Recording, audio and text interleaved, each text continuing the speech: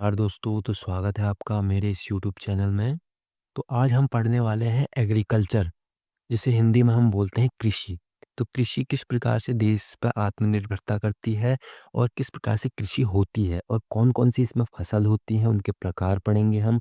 और इसमें बहुत सारी आदि चीज़ें हैं, उन पर उनसे संबंधित क्रांतियाँ पढ़ेंगे।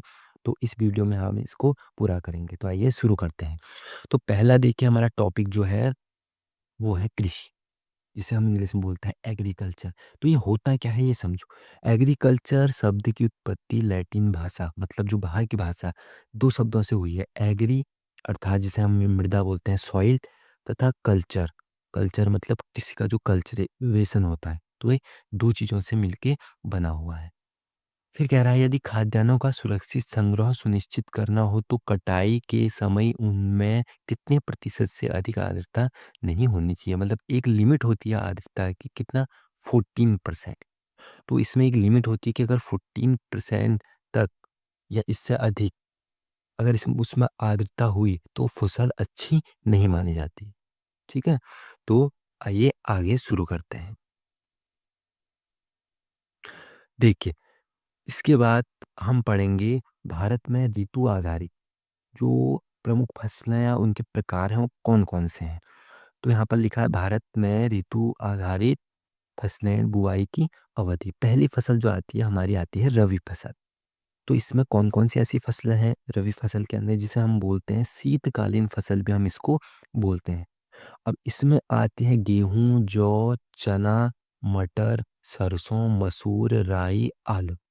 तो ये जो सारी फसलें हैं ये किसके अंतर्गत आती हैं? ये आती हैं रबी फसल के अंतर्गत। और अब इनकी बुआई अवधि होती है अक्टूबर से नवंबर, मतलब ठंड आते-आते इनकी बुआई अवधि शुरू हो जाती है और फिर दोबारा गर्मी आते हैं मार्च या अप्रैल तक। तो इनकी बुआई कटाई अवधि शुरू हो जाती है फिर। ये थी हमारी रबी फसल। इसके बाद है खरीफ फसल। अब दूसरी टाइप है हमारी खरीफ फसल जिसे हम बोलते हैं ग्रीष्मकालीन फसल। रबी फसल को तो हमने बोला शीतकालीन फसल और खरीफ फसल को बोलेंगे हम ग्रीष्मकालीन फसल। तो इसमें इसके अंतर्गत क्या कौन-कौन सी आती हैं? चावल हो गया, ज्वार हो गया, बाजरा हो गया, मक्का हो गया, तिल, मूँगफली, उड़द, कपास, रागी, सोयाबीन। तो ये सब चीज़ें जो आती हैं, ये आती हैं हमारी खरीफ फसल के अंतर्गत। इसकी जो बुआई अवधि होती है, वो होती है जून से जुलाई। मतलब गर्मी के शुरू होते-होते ही इनकी बुआई अवधि शुरू हो जाती है और ठंड आते-आते मतलब अक्टूबर से नवंबर तक इनका क्या हो जाता है? कटाई अवधि शुरू हो जाती है। ठीक है?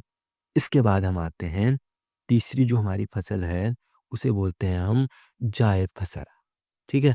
जायद फसल होती है ये, जिसे हम बोलते हैं शीत एवं ग्रीष्म के मध्य, जो शीतकालीन एवं ग्रीष्मकालीन के मध्य जो फसल आती है, उसे हम बोलते हैं जायद फसल। अब इसके अंतर्गत देखो जायद फसल के अंतर्गत ज़्यादातर जो आती हैं, वो आती हैं बेल वाली फसल, जिसको बेल पे होती है। जैसे तरबूज हो गया, खरबूजा हो गया, ककड़ी हो गया, खीरा हो गया, भिंडी। भिंडी तो वैसे पेड़ लगते हैं लेकिन ज़्यादातर जो फसल आती है, वो आती हैं इसमें बेल वाली। एंड विभिन्न प्रकार की सब्जियों की खेती इसमें की जाती है। तो ये हो गई हमारी जायद फसल। इसकी जो बुआई अवधि है, वो है मार्च से अप्रैल और जो इसकी कटाई अवधि है, वो क्या है? जून से जुलाई। ठीक है? तो ये थी हमारी 3 जो मेन फसल है, रबी फसल, खरीफ फसल और जायद फसल। तो चलिए आगे बढ़ते हैं। फिर हम पढ़ते हैं कृषि उत्पादन से जो संबंधित हमारे महत्वपूर्ण जो क्रांतियाँ हैं, ठीक है? उनके बारे में। तो यहाँ पर क्रांति है, यहाँ पर कृषि है। किस कृषि पे आधारित कौन-सी क्रांति है? पहला है हरित क्रांति। अब हरित क्रांति संबंधी ज़्यादातर एग्ज़ाम में पूछा जाता है कि हरित क्रांति किससे संबंधित है या खाद्यान्न उत्पादन किस क्रांति से संबंधित? तो ये होगी हरित क्रांति, ठीक है? दूसरी है सुनहरी या स्वर्ण क्रांति। यह है फल एवं सब्जी उत्पादन, बागवानी या उद्यान कृषि में जो हम बागवानी करते हैं, ये उससे संबंधित है। इसके बाद आती है श्वेत क्रांति। ये है हमारी दुग्ध उत्पादन, ये भी एग्ज़ाम में ज़्यादातर पूछा जाता है, ठीक है? तो ये हो श्वेत क्रांति हमारी दुग्ध उत्पादन से। फिर इसके बाद आती है हमारी कृष्ण क्रांति, जिसे हम काली क्रांति के नाम से भी जानते हैं।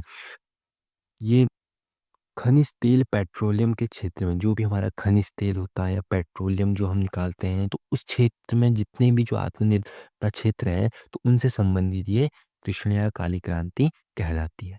इसके बाद आती है नीली क्रांति। नीली क्रांति क्या होती है? ये होती है, ये भी आपको पता होगा, मछली उत्पादन या मत्स्य उत्पादन। ठीक है। इसके बाद आता है गोल क्रांति। ये हो गया हमारा आलू उत्पादन, जो भी हम आलू की खेती करते हैं उसे हम बोलेंगे गोल क्रांति। इसके बाद आती है भूरी क्रांति। भूरी क्रांति होती है उर्वरक उत्पादन से, जो भी हम उर्वरकता वाली जो सब्जियां हैं या कुछ भी उत्पादन है वो उगाते हैं, तो उसे हम बोलेंगे भूरी क्रांति। इसके बाद है पीली क्रांति। पीली क्रांति होती है तिलहन उत्पादन से।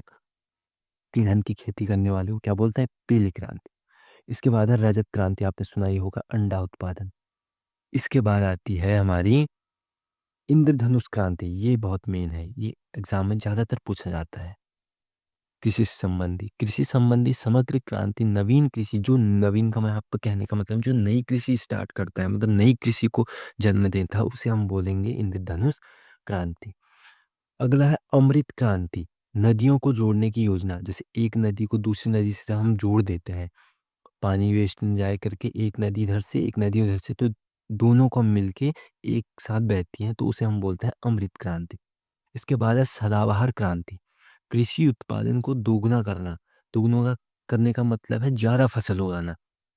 या टिकाऊ कृषि, जो कृषि बड़े लंबे समय से जो टिकाऊ आ रही है और बड़े लंबे समय तक टिकाऊ रहेगी, उसे हम बोलेंगे सदाबहार क्रांति।